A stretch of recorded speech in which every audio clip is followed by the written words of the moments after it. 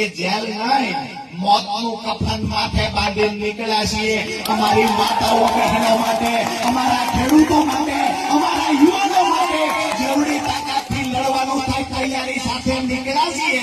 કોઈ ભાઈએ કહ્યું જંગલનો રાજા વાંદરો હતો, એવા જેટલા પણ વાંદરા માંદરિયું હોય એમ કહીએ છીએ, તાકાત લગાડી હોય લગાડી. અહીંયા 2-3 દિવસ પહેલા જયારે હું આવ્યો, અમારા બધા ભાઈઓ મને મળ્યા, બળુભાઈ, નવગણભાઈ, પ્રવીણભાઈ સહિત આખી ટીમ પેમભાઈ બધા મળ્યા અને મને જાણવા મળ્યું, અમુક બહેનોએ પણ વાત કરી કે દારૂનું દૂષણ વધતું જાય છે. મારી વાત બહેનો સાચી છે? દારૂનું દૂષણ વધતું જાય છે.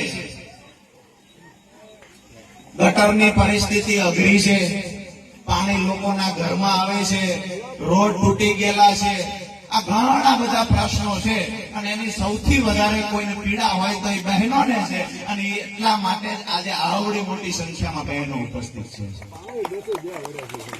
ભાઈ કે 2 વર્ષથી પાણી નથી પણ નપાણિયાને ચૂંટીને મૂળી અને વિધાનસભામાં મોકલા છે એટલા માટે.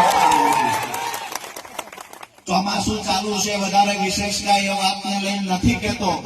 ચોમાસું પૂરું થાય અને રોડ જે તૂટેલા ગામના છે એ સરખા નહીં થાય, પાણીની વ્યવસ્થા જો સરખી નહીં થાય, ચોમાસું પૂરું થાય એટલે કે તરત જ ઓક્ટોબર મહિનાની શરૂઆતમાં તમે ભેગા આવજો, આપણો ઉતારો મામલતદાર ઓફિસમાં નાખવાનો છે.